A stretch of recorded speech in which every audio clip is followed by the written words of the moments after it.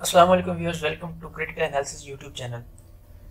دوستو، دوسری جنگ عظیم کے اختتام پر روس نے بہت سے جرمنی کے علاقوں پر قبضے کر لیے تھے اور ان میں کمیونسٹ طرز حکومت کو فروغ دے رہا تھا۔ یو ایس اے نے روس کے بڑھتے ہوئے اثر و رسوخ کو روکنے کے لیے ایک مارشل پلان ترتیب دیا اور اس طرح 1949 میں ناٹو کا قیام عمل میں آیا۔ اس وقت اس اتحاد میں 11 مغربی طاقتیں شامل تھیں جو کہ وقت کے ساتھ ساتھ بڑھتی رہیں۔ روس اس اتحاد کو شروع دن سے اپنی سلامتی کے لیے خطرہ سمجھتا تھا، اس لیے اسے کاؤنٹر کرنے کے لیے اس نے 1955 میں مشرقی یورپی ریاستوں پر مشتمل ایک اتحاد بنایا جسے وارسا پیکٹ کہتے ہیں۔ دوستوں، دوسری جنگ عظیم کے بعد سے ہر یورپی ملک کے لیے ضروری ہو گیا کہ وہ ان دو میں سے ایک اتحاد کا حصہ بنے، یعنی یا تو نیٹو کو جوائن کرے یا وارسا پیکٹ میں شامل ہو۔ اس طرح 1945 سے 1991 تک ایک سرد جنگ یعنی کولڈ وار کا آغاز ہوا، جو کہ دراصل دو نظاموں یعنی کمیونزم اور کیپٹلزم کے درمیان ایک طاقت کی جنگ تھی۔ اس وقت دنیا میں دو سپر پاورز تھیں، ایک یو ایس ایس آر اور دوسری یو ایس اے۔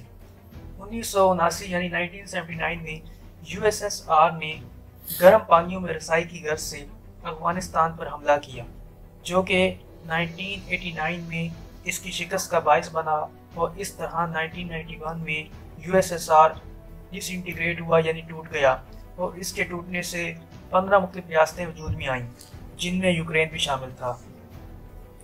اگرچہ 1991 میں یو ایس ایس آر کے ٹوٹنے کے بعد کولڈ وار کا اختتام ہو گیا، اس کے باوجود نیٹو موجود رہا، بلکہ اس کے رکن ممالک کی تعداد میں بھی اضافہ ہوتا چلا گیا۔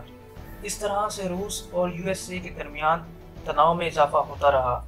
نیٹو کے رکن ممالک میں اضافہ ہونا امریکہ کی خارجہ پالیسی کا حصہ ہے، جس کے مطابق وہ روس سے الگ ہونے والی ریاستوں کو دوبارہ سے روس کے اثر و رسوخ سے محفوظ رکھنا چاہتا ہے، اور اس پالیسی کو رشیا اپنی بقا کے لیے خطرہ سمجھتا ہے۔ اس انسرکلمنٹ پالیسی میں امریکہ نے روس کے ارد گرد گھیرا تنگ کرنا شروع کر دیا ہے اور بہت سے ممالک میں اپنے فوجی اڈے بنائے ہیں اور اسٹریٹجک ویپنز تعینات کیے ہیں، جن میں ترکی اور دوسرے یورپی ممالک شامل ہیں۔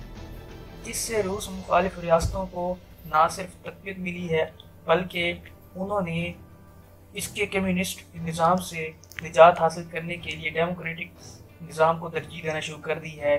ان میں پولش نیشنلزم اور بالکنز اسلامسٹ شامل ہیں۔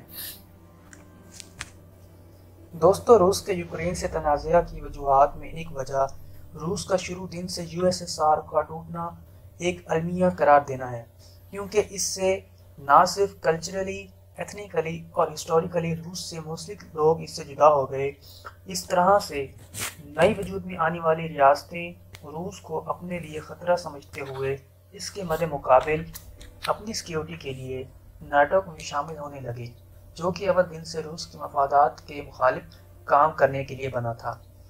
روس میں بہت سے علاقے ایسے ہیں جہاں روسی نسل کے لوگوں کی اکثریت ہے۔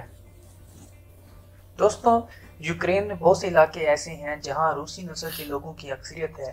یہ لوگ روس کی طرف جھکاؤ رکھنے کی وجہ سے اپنی مرکزی حکومت کے خلاف بغاوت کر چکے ہیں۔ ان میں ڈونیٹسک پیپلز ریپبلک 2014 میں اپنی الگ سے ریاست کی قیام کا اعلان کر چکی ہے، جبکہ اس کے علاوہ لوہانسک کے علاقے بھی شامل ہیں۔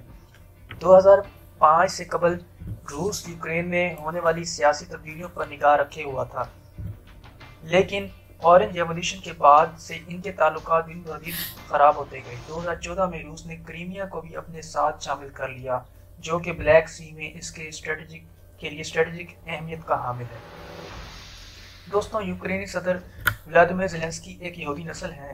ان سے روسی صدر پیوٹن کے تعلقات اچھی نوعیت کے نہیں ہیں، جس کی وجہ زیلنسکی کے نیٹو میں شامل ہونے کے لیے امریکہ سے تعلقات کا بڑھانا ہے۔